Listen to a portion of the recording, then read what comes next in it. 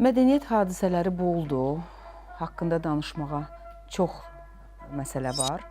Amma təəssüf ki, onların ən acısından başlamaq istəyirəm. Mədəniyyət xadimlərinin sıraları durmadan seyrəlir. Bu günlərdə Əminə Yusif qızını itirdik, sonra Ramiz Güliyevi itirdik. Əli Səməd Kür, bəli, hər biri öz sahəsində ustad sənətkar, sözünü demiş insandır və onların getməyi əlbəttə ki, çox böyük bir boşluq yaradır. Payızdır. Payızda yarpaqları da itirirlər, insanları da itirirlər. Bunlar neysə bir-birinə çox yaxınlaşdı. Bir tərəfdən insan itkilərimiz, mədəniyyət itkilərimiz. Mən hətta istəməzdim mədəniyyət itkisi sözünü işlədim. İctimai məzmunlu olub onların istedadı, fərdiyyətçi olmayıblar. İndikilərlə fərqləri nədədir? Çünki tirajlayıblar özlərini xalqı üçün. Özləri tirajlamayıblar, Həmid. Onların sənəti onları tirajlayıbdır, başa düşürsən? Yəni, o zaman sosial şəbəkələr yox idi, o zaman marketinq anlayışı yox idi, o zaman reklam ancaq satılmayan məhsullara gərək olurdu. Bir şeyi ki, reklam edirdilər televiziyada, biz düşünürdük ki, gör nə qədər keyfiyyətsizdir, gör bunun alan yoxdur, ona görə bunu... Mən bunu xatırlayıram, tamamilə dəqiq xatırlayıram. Yəni, uşaqlıq və gənclik dövrümdə reklama bir mənalı şəkildə bu cür yanaşılırdı. Eləcə də insanlar özlərini reklam etməyi sevmirdilər. İnsanlar təvazökarlıqla daha çox hörmət qazanırdılar, yuxarı başa onları çıxardırdılar ki, bu insan bu qədər xidmətlərinə baxmayaraq ağac bar verəndə başını aşağı salar, yəni misalı, o insanlar özlərini gözə soxmurdular. İndi isə heç o misalı bilən də yoxdur. Yəni, təbii yanaşaq, itki həyatın qanunudur. Bəli, həyatın qanunudur, bir yandan boşalır, bir yandan dolur, belə bir ifadə var. Amma əsas məsələ həmin o boşalmış yerlərin boş qalmamasıdır. Yəni, yerdən yeni sənətkarlar, onların yerini tutacaq sənətkarlar gəlirmi? Bax, bu əsas məsələdir və bu bizi daha çox narahat edir. Və onu deyim ki, Həmid, yola saldığımız, itirdiyimiz təkcə insanlar, sənət adamları deyil. Elə janrlar var, elə mövzular var ki, bir yolluq bizi tərk edirlər. Məsələn, elə karikatura kimi. 20 il bundan qabaq, 2005-ci ildə Azərbaycan karikaturaçı rəssamlarının kitab albomu çıxdı Çaşoğlu nəşriyyatında. Çox təntənəli şəkildə qeyd olundu, təqdimat oldu, amma ondan sonra sanki karikatura ümumiyyətlə yoxa çıxdı, qeyb oldu. Düzdür, rəssamlarımız ara-sıra səsləri xaricdən gəlir, müxtəlif dərgilərdən gəlir. Yəni, onlar var olsunlar. Yəni, amma Azərbaycan mədəniyyətində karikatura bir janr olaraq hansı şəkildə təzahür edir, varmı? Ümumiyyətlə, mövcuddurmu? Qədim Azərbaycan ədəbiyyatı xəmsədən başlayır da, Nizaminin xəmsəsindən, beşliyindən sanki imtahan verib 5 alıb, yeni Azərbaycan ədəbiyyatı da 19-cu əsrdə başladı digər bir xəmsədən Mirzə Fətəli Axundovun 5 komediyasından. Bax, bu komediant bir başlanğıc ədəbiyyatımız üçün çox vacib idi, mədəniyyətimiz üçün. Biz onu itirməməliydik, biz komiksdən başlamışıq. Bəli, elə dediyim ki, həmən o təqdimat ki, haqqında danışdım. O da həsr olunmuşdu Əzim Əzimzadənin anadan olmasının 125 illiyinə və Molla Nəsrəddin dərgisinin 100 illiyinə. Yəni, həmən o karikaturaçılar Əzim Əzimzadənin davamçıları idilər, Molla Nəsrəddinin davamçıları idilər. Və burada Molla Nəsrəddindən Kirpiyə, məşhur Kirpi dərgisinə keçid var idi. Xatırladıram, Kirpi vaxtilə hər bir Azərbaycanlının masası üstünə qonan bir dərgi idi. 300 min tirajla, 300 min ədəd 300 min əslində çox deyil. Çünki mənə elə gəlirdi, mən xatırladım ki, hər ailə buna abunə yazılırdı. Və o bir dəst qəzetlərlə bərabər onun içində özdə ayda bir dəfə olurdu. Yəni, tez-tez çıxmırdı. Həsrətlə gözləyirdi ki, bu dəfə Kirpidə hansı karikaturalar olacaq. Son dərəcə iti, son dərəcə baməzə, yəni şit bir gülüş yox idi. Və çox ictimai əhəmiyyəti də çox böyük idi. Nəzərə alın ki, yumor nəyə görə indi nöqsanlıdır? Yumor var. Komediya məzmunlu çox əsərlər mass mediada da var, televiziyalarda da var. Nəyə görə əvvəlki ləzzəti vermir? Çünki biz tələsirik gülməyə. əsl gülüş biraz uzun müddət istəyir. Bizdən əsl gülüşdə gərək aktyor özü gülməsin.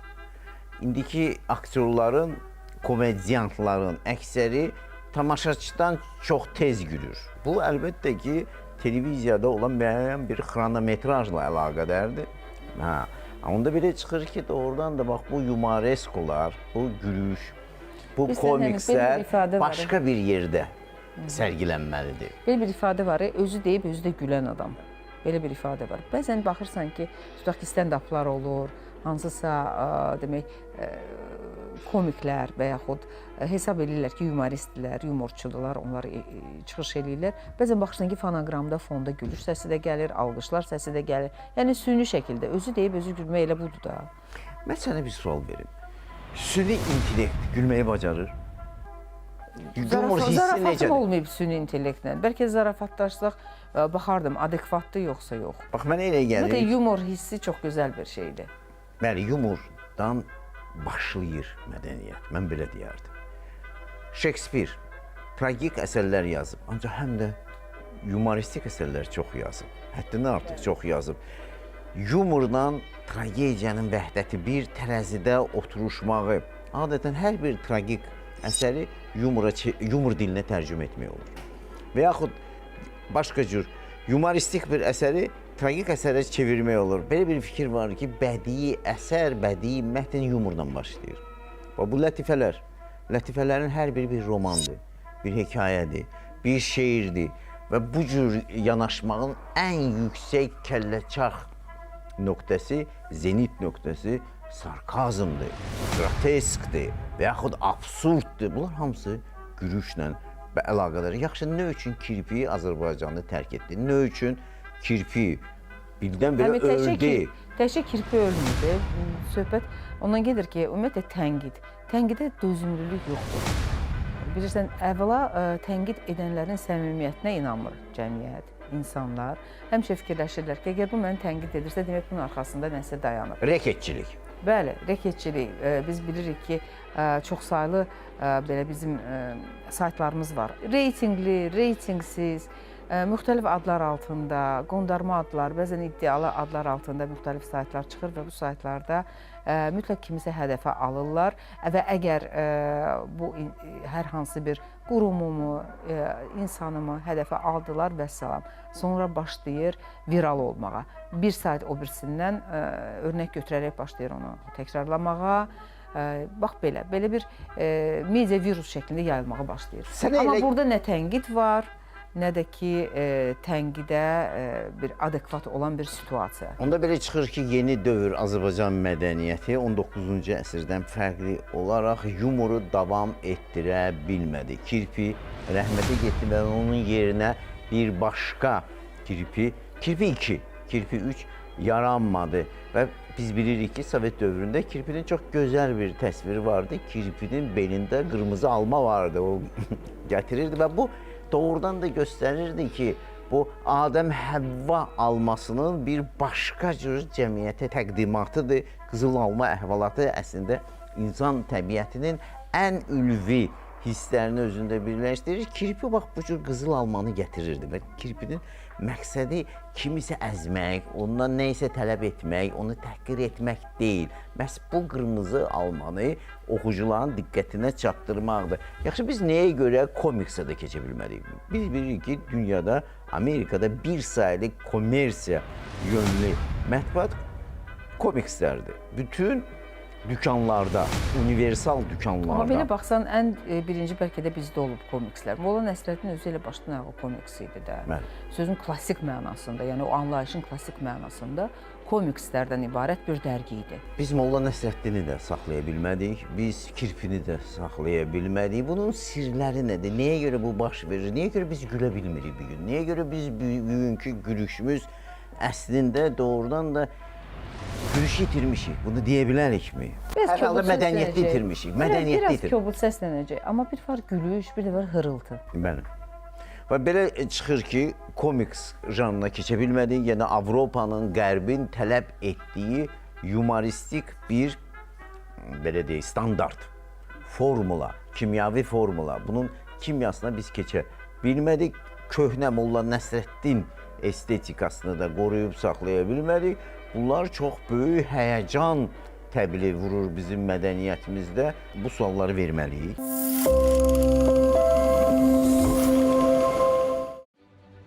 Amerikada komikslər sahəsində ən məşhur media nəşriyyatlarından biri Marvel's Comics şirkətidir.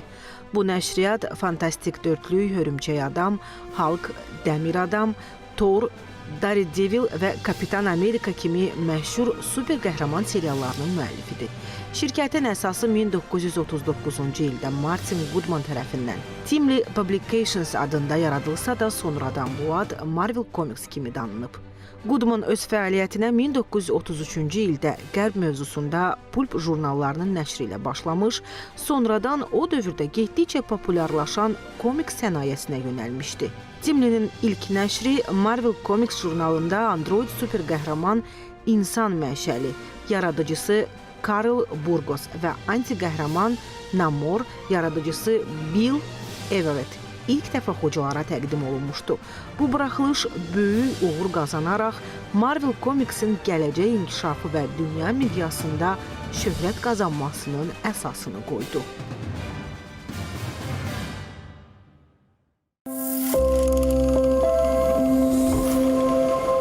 Qonağımız vaxtilə elə kirpi ləqəbi ilə tanınan, ailə çevrəsində deyirəm tanınan, uşaqlıqdan ona kirpi deyirdilər, amma indi artıq bizim Azər Qismət kimi tanıdığımız bir yazıcıdır, publisistdir və mükafatlarını sadalamıram.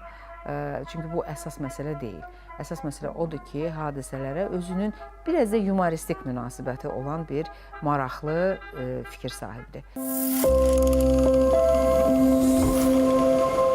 Azər bəy, sizi görməyə çox şadam və sizi ona görə təkcə dəvət etməmişik ki, uşaqlıqda sizə kirpi deyirdilər, kirpi ləqəbindən olmuş. Həm də ona görə də dəvət etməmişik ki, məşhur verilişimizdə siz deyirdiniz, gülümsəyin cənablar. Əlbəttə ki, mövzumuz buna bilavasitə yaxın bir mövzudur. Yəni, yumor, satira, ədəbiyyatda yumor, yəni bunlar cəmiyyətdə doğrudan hara yoxa çıxıblar. Həm də ona görə ki, siz o kirpinin doğrudan da varisi hesab oluna bilərsiniz. Həm yumor hissinizə görə, həm də ki, indi hal-hazırda Azərbaycan televiziyasında təzə bir veriliş başlayıbdır. O kirpinin bir iynəsini qopartmışsınız. Adını da nə qoymusunuz? Baxırsan, belə çıxır ki, kirpi rəhmətə getsə də onun bir bizi qalır. Bir iynəsi. Bir iynəsi. Bax, deyirlər ki, iynə ilə gör qazır, belə bir ifadə də var. Belə çıxır ki, sən bizlə deməzdim, gör qazmaq istəyirsən, ancaq cəmiyyətdə nə isə qazıntılar aparmaq istəyirsən, hər halda istəyirsən, biləsən ki, pasiyent diridir, bunun iynəyə reaksiyası var. Var, yox. Sən Əbülfət. Bəli, reis. Ona da o günləri o jurnalistlərə müsahibə verirsən ki, su borularının təbiri 3 günə düzələcək. Reis, vallahi dəqiq vaxt istəyirlər məndən, mən neyniyim? Və gəlib yaxından yapışırlar, ya qulağından tutub divara mı xılamışdılar? Birdən hazır olmadı, nə cavab verəcəksən? Mən neyniyim, ay reis? Evə gedəndə ütünü götürüb dilini yaxşı-yaxşı ütüləyərsən. Bax sən mürşid, ona da o günləri ağzına gələni danışırsan ki, kanalizasiya sistemi növbəti ilin planına salınacaq. Nəsə deməliyik də, rəis? Yığışdırın söz verməyi, tarix deməyi. İndi Maya xanım gələcək, sizlərə necə danışmağı başa salacaq. Deyil. Perspektiv, plan.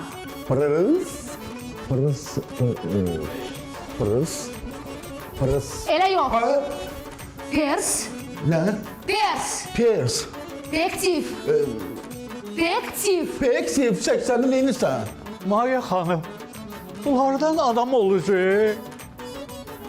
Bu şəxslərin predmeti tez və dolğun öyrənməsi əsas vəzifəmdən biridir. Beləliklə siz danışanda bu sözlər üstünlüyü təşkil etməlidir. Perspektiv plan, profilaktik tədbirlər nəzərdə tutulub, proje, inteqrasiya, preventiv. Hədəfimiz, konsept plana daxil edilib. Trendlər, alətlər, Mütləq bunları evdə əzbərləyirsiniz. Mürşid müəllim, ərazi sakinləri şikayətlənir ki, tez-tez boru təmir işləri gedir. Nəticədə su qıtlığı yaranır. Bəs bu təmir işləri konkret nə vaxt bitəcək? Ümumiyyətlə, su qıtlığının aradan qaldırılması bizim əsas hədəfimizdir. Qarşıda gələn yay fəsli ilə əlaqədar biz bütün profilaktik işləri görmüşük. Mürşid müəllim, bu təmir işləri konkret nə vaxt bitəcək? Mən inanıram ki, sakinlərimiz bizdən tam razı qalacaqlar. Axı konkret heç nə demədiniz. Bayaq mən sizin bütün suallarınıza cavab verdim. Əgər başqa suallarınız yoxdursa, gəlin müsahibəni yekunlaşdıraq. Mürşid bəy! Müsahibə bitdi, ardımca. Yaxşı, getdik.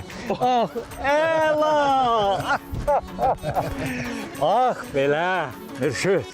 Bəli, rəis. De görün bu kanalizasiya sistemi nə vaxt bərpa olunacaq? Yaxın perspektivdə Aha. siz bu işlərin yekunu haqqında sualınıza cavab tapacaqsınız. Necə? Mənə elə gəlir ki, rəis, bayaq mən sizin sualınıza cavab verdim. Gördün reis. Молодец. Neçə buraxılışı gedib? Artıq çox gedib, mart ayından bəri. Çox belə bilirsiniz, baməzə, şirin, həm də ki, çox belə əslində sosial mesajları çox itidir. Necə reaksiya verir cəmaət, baxanlar? Baxanlar çox yaxşı reaksiya verdilər. Nə mənada? Elə sanki yumorun bir satirin alternativ bir məqamını da Mən bunu həm ortaya də bir qoydu. video komiks adlandırardım. Sanki Molla Nəsrəddinin belə bir vizual dirilmiş video şəklidir. Elədirmi? Yoxsa yanılıram? Bir söz deyim, deməli bu məşhur İrland komiki var, Cardad Regan. Onun bir sözü var, deyir ki, əgər o İrland xalqı üçün deyir, əgər hər bir iki nəfərdən biri komikdirsə, yumorçusu varsa, bu xalqı biraz bildirmək çətindir. Yəni bizdə də Azərbaycan xalqının o qədər gözəl yumorçusu var. Yer gəlmişkən, pandemiya dövründə yadınıza gəlir nələr uydururlar. Bəli. Hamı bir-birinə göndərirdi WhatsApp-da, müxtəlif posterlər düzəldirdilər, deyimlər düzəldirdilər. Mən öz-özümə fikirləşirdim, onda hələ biz hamımız depressiyadaydıq da. Fikirləşirdim ki, bu da bir yaradıcılıqdır da, bunu bir toplayacaq. Bu xalqa Bir dəqiqə belə bir ifadə var. Taun zamanı ziyafət. Belə çıxır ki, yumorun, satiranın, qroteskin, absurdun yaranması üçün mütləq bir taun lazımdır, yaxud koronavirus, əlahiddə bir vəziyyət. Azərbaycan xalqı həmişə o çətin vəziyyətlərə hazırdır. Həmişə Azərbaycan xalqının yaşam səbəbi həmin onun yumorçusu olub. Təsəvvürən biz çətin coğrafi mövqedə yerləşirik. O qədər işğallara məruz qalmışıq ki, bu xalqı yaşadan yumor olub. Bir-birinə dəstəkləri olub, çətin vaxtlarda bir-birinə yumor hissi ilə vəziyyətdən çıxmaq olub. Bu xalq o qədər yumoristli, o qədər ayıq bir xalqdır. Ona görə də məsələn biz verişini ortaya qoyanda həm də seçim qoyduq ki, yəni belə bir variant var. Seçim satira da var. Satiranı, yumoru qarışdırırlar. Yəni satira biraz mesajı var. Onun tənqidi bir mesajı var.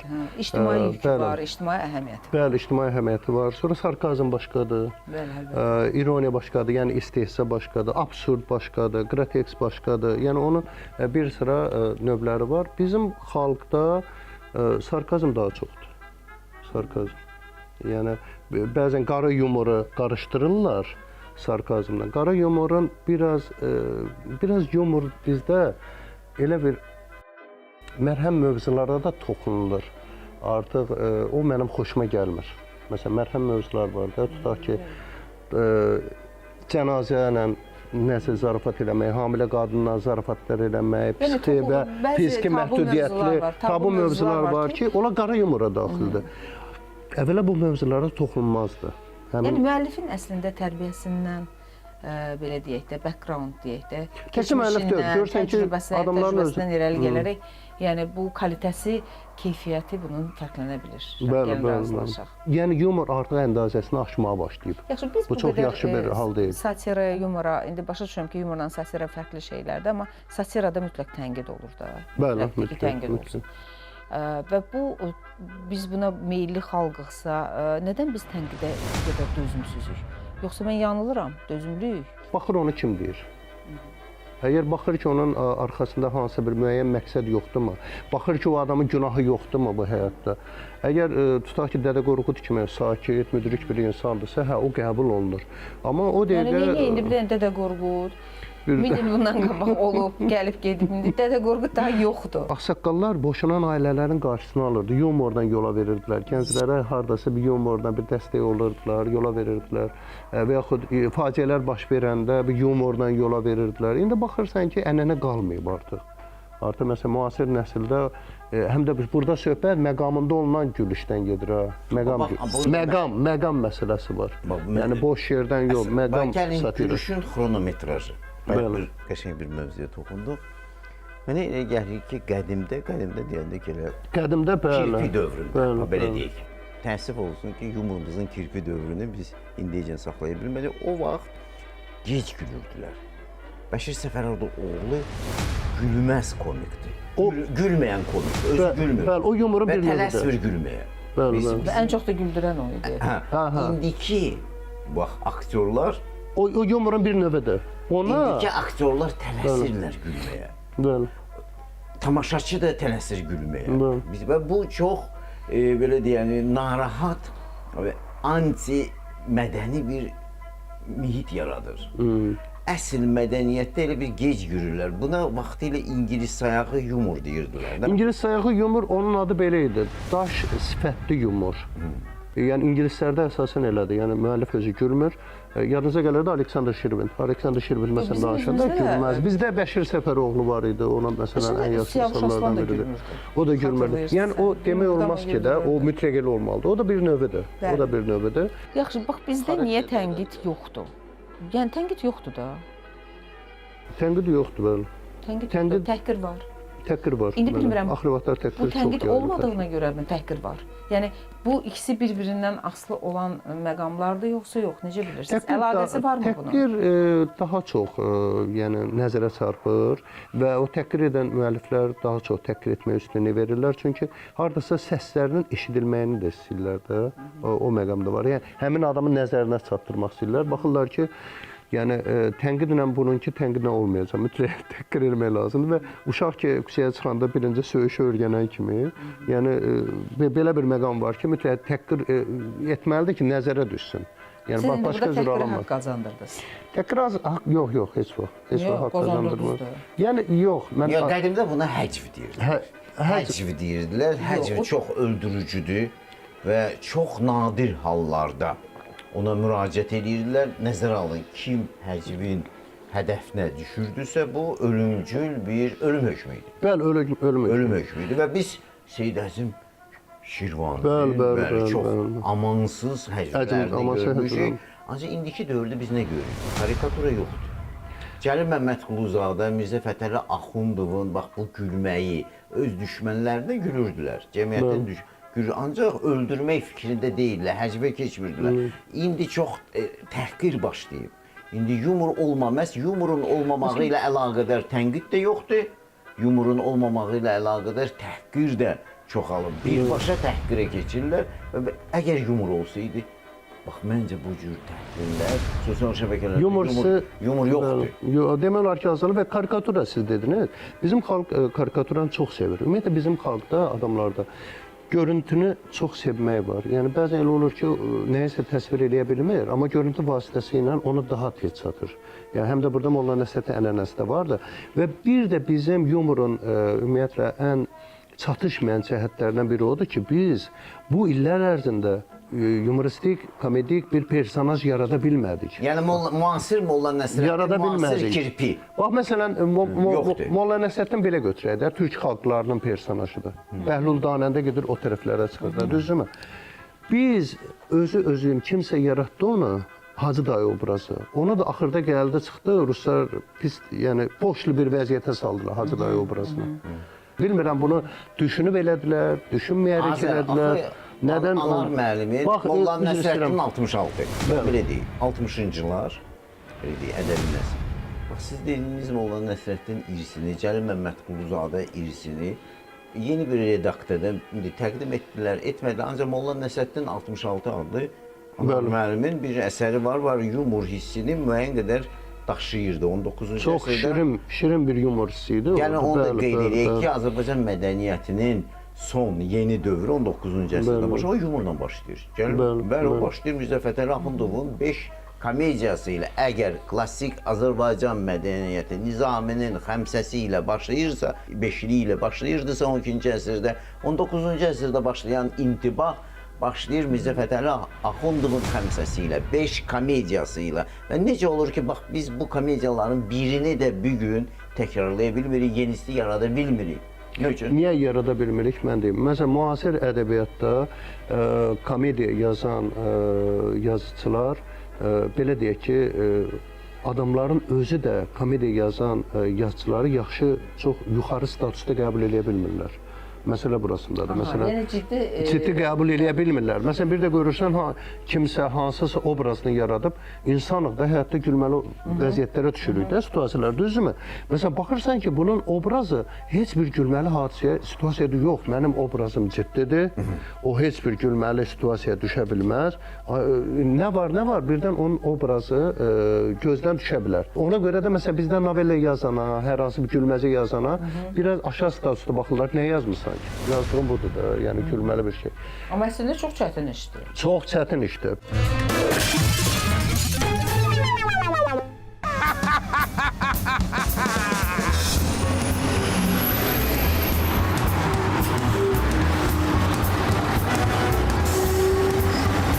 Gündüz! Getdi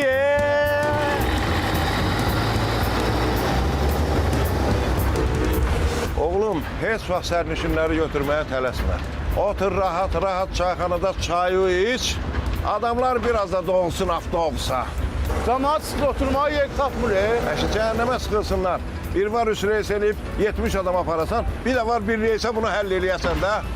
Onda nə olur? Nə olur ki? Benzinə ekonomi eləyirsən. Vaxtında gəlin də, sən də çəkin də kənara. Oğlum, belə sözləri çox işləyəcəksən. Bu qulağından al. Bu qulağına ver, geçsin. Gör ki, bu paltarınız qapqara oldu. Rəhmətliyin oğlu, bu axşamlar yuyun da, təmizləyin də, adam aparırsınız, siz. Bax, belə yerdə sərnişinə fikir ver. Yoğun adamdırsa, boynu dönmürsə, qəzəbli danışırsa, onda yazıq səslə deyil, neynimi? Yorğunam, evə geç çatıram. Ki, adam daşırsınız, siz. Birdən arıq olsa da necə olacaq? Onda səsi qaldır və anqır. Bəyənmirsən, düz taksi ilə get. Yox bir, hər gün bunun üçün başını təmizləyəcəm. Düz deyir də, Ramiz zəng vurur. Alo, eşidirəm. Nə terror la bu? Gecenin vaxtıma girib 5 dəqiqə oradayam.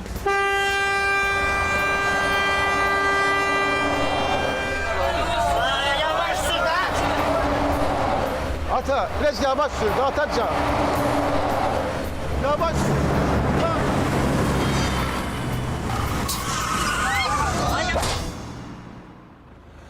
Oğlum, bax, həmən sır budur. Bax arxaya. Gördün? Hamı kartofa dönüb. Biraz sürəti artıran kimi başa düşürsən ki, sərnişin yox, kartof taşıyıram.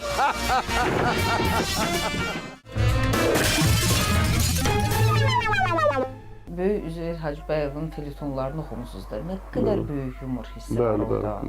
Nə qədər ağrı var, nə qədər ictimai satira var orada. Bizdə yaşlı yazıçılar da, şairlər də baxırsan ki, ay Allah, bunun nə gözəl yumor hissi varmış. Sən demə, illərlə içində gizlədir, birdən gözdən düşər. Azərbək müasirləşdirək, smartlaşdıraq mövzumuzu. Bax, süni intellekt, yumoristimi, süni intellektlə birgə gülə bilərikmi? Süni intellekt Molla Nəsrəddinə çevrilə bilirmi? Süni intellektdə yumor hissi yoxdur hələ ki. Hələ ki yumor hissi yoxdur. Dəqiq? Yox, hələ ki yoxdur. İndi onun üzərində işləyirlər. İndi elə şeylər var ki, insan biologiyasını əvəz edə bilmir. Çox qəribə bir tendensiya yaranıb. Psixoloqların artıq yanına gedənlər azdır. Çünki insanlar evdə süni intellektlə yəni yazışırlar, oradan sakitləşirlər. Aqressiyasını onun üzərinə tökürlər. Mən dedim ki, düz eləyirlər. Yaxşı, gülmək istəmirsən. Amma vaxt itirmədən. Yox, yumor hissinlə bağlı müraciətim olmayıbdır. Amma axır vaxtlar artıq deyirəm, yəni dəqiq sizə deyirəm ki, bir barmağıma daş dəyən kimi birinci süni intellektdən soruşuram ki, nə etməliyəm? Nə etməliyəm? Kompres qoymalıyam, yoxsa nə isə bir əlac etməliyəm? Yaxşı, necə olur ki, süni intellekt gülmür? Nə üçün gülmür? Hələ ki biologiyanı, insan biologiyasını yarada bilmirlər. Hələ ki yarada bilmirlər. Üzərində işlər gedir və aqressiyanı onun üzərində tökəndə yalnız süni intellekt belə deyir. Sizin çox gözəl yumor hissiniz var. Yəni bu vəziyyətlə belə Siz özünüz məsləhətləşmisiniz, yumor, gülmək istəmisiniz süni intellektlə birgə. Yox, açıq mən özüm açmamışdım, amma iş yoldaşlarım vasitəsilə mən də istədim ona zarafat eləyəm. Gördüm ki, o deyir mən sizi başa düşmürəm. Nə demək istəyir? O demişdi başa Demək ki, o alqoritmlər yoxdur, hələ ki yoxdur. İndi onun üzərində işlər gedir. Sizcə güləcəkmi haçansı? Haçansa gülsə də biraz məqamı olan gülüş olacaqmı? Yəni Amma mən bir dəfə süni intellektdən soruşdum ki, nədən narazısınız? Və insanlar sizə suallar verirlər, nədən narazısınız? O dedi ki, çox kobud suallar verirlər. Yəni salamlaşmadan. Doğru, halımı soruşmadan. Birinci deyirlər ki, mənə filan şey lazımdır. Bəs ona görə əsəblərinin üzərinə tökəndən sonra heç kim də psixoloqa getmir. Əksər adamlar getmək istəmir. Amma onu bir məsələsi, oradan da bir varlıq olsaydı, acınacaqlı bir vəziyyətdə olan bir varlıq olardı hər halda. Amma acıyıram ona. Bir məsələ var ki, mən son vaxtlar cəmiyyətdə insanların üzlərini gülər görürəm. Sən demə, onlar evdə süni intellektdə bütün hirslərini ona bölüşürlər və cəmiyyətə artıq üzügülər şəkildə daxil olurlar. Yəni bunun bu cəhəti yaxşıdır. Yəni xeyri yaxşıdır. Bir başqa məsələ, müasir qərb mədəniyyəti komikslərlə irəli gedib. Komikslər. Azərbaycan mədəniyyəti bayaq bizdə komiks nəsə alınmadı. Molla Nəsrəddin komiksdir. Bəli, komiksdir. Və necə olur ki, bugün Azərbaycanda komiks yaranmadı? Çünki komik ilk növbədə həm də kommersiya deməkdir, güclü pul deməkdir. Siz bilirsiniz də. Nə üçün komiks yaranmadı bizdə? Bizdə bir ara çıxdı 90-cı illərdə, amma çox da maraq olmadı komikslərə. Çox qəribədir. Komikslərlə demək olar ki, hardasa karikatura bir balaca oxşardı. Karikatura adamlarımız çox sevirlər. Amma komiksi niyə görəsə qəbul edə bilmədilər. Çox sevirlər, amma bununla yanaşı karikatura bir janr kimi bizdə inkişaf etmədi. İndi əlbəttə ki, kimsə hardasa oturub karikatura ilə məşğuldur, əlbəttə. Amma bu gözə görünməyəcək dərəcədə azdır. Və dediyim kimi 2005-ci ildən üzübəri, yəni 20 il vaxt keçibdir və əlbəttə ki, tutaq ki, ən azından bir bəhanə də var idi ki, Molla Nəsrəddin jurnalının 120 illiyi münasibətindən yenidən bir nəşr ola bilərdi, yeni demək əsərlər toplana bilərdi, təqdim oluna bilərdi cəmiyyətə, amma olmadı. Müasir dövrdə Molla Nəsrəddin çıxa bilərdimi? İndiki dövrdə Molla Nəsrəddin çıxsa, o uğurdan davam eləyər. Çünki o cahillik davam eləyir bizdə.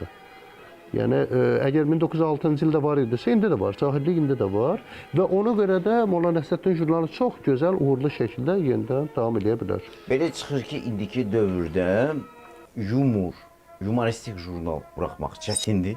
Çox çətindir. Mümkündür, indi gülmək. Məsələn, Kirpi niyə görə uğur qazandı? Çünki sosial şəbəkələr yox idi, yəni tənqidi bir jurnal bu idi. Ona görə məsələn o vaxt uğur qazandı. Amma indi Kirpi də çıxsa, elə uğur qazanmaz. Amma Molla Nəsrəddin çıxsa, yəni yeri var çıxmağın, amma bilmirəm, alarlar, yoxsa almazlar. Belə çıxır ki, köhnə dövrün Molla Nəsrəddin ənənəsini, standartını davam etdirə bilmədiyi, müasir qərb mədəniyyətinin komiks mədəniyyətini, modelini də Azərbaycanda təkrarlaya bilmədiyi səbəblər nədir? Səbəblər odur ki, artıq qəbul olunmur. Yumor qəbul olunmur, anlamadım. Yox, yəni komiks qəbul olunmur. Yəni yumorun biraz aşağı səviyyəsi, məişət səviyyəsi bizdə daha yaxşı qəbul olunur. Mətnaltı mənaları verən yumor istəmir bizim cəmaət. Bizim cəmaət düşünmək istəmir, özünü əziyyətə salmaq istəmir. Asan, rahat bilir. Komiks axı düşündürücüdür. Adamlarımızı çoxsu düşünmək istəmir. Sadəcə aşırı bir vəziyyətdə üzdə olan bir yumor istəyir. Yəni mətbəx səviyyəsində istəyir. Sürətli yumor istəyir. Yəni bu mənə elə gəlir ki, cəmiyyətə hakim kəsilmiş TikTok sindromudur. Yəni hər şey tez olmalıdır, qısa olmalıdır, hər şey çox parlaq olmalıdır. Çox tirajlı olmalıdır. Əlinlə sürüşdürürsən, ekranı dəyişir. Bir dəfə içilən məsələn stəkanlar yoxdur, belə deyək də. Bir dəfəlik. Bir dəfəlik. Və bəli, bizdə yumorda, ədəbiyyatda artıq bir dəfəlik. Düşünmək istəmir adamların çoxu. Bəlkə sizə elə gəlmirmi ki, bu kütləvi mədəniyyət adlanan bir kabusun fəsadlarıdır? Məncə kütləvi mədəniyyətsizlikdir. Kütləvidir. Yox, ümumiyyətlə qlobaldır bu. Global bir virusdur. Media virusu. Hər şey tez olmalıdır. İndi gəlmir, bu virusdur, bu media virusdur. Media virus deməzdəyim, yəni yox. Viraldır da, yəni viraldır da, viral. Yəni biz o virusdan yayına bilmədik.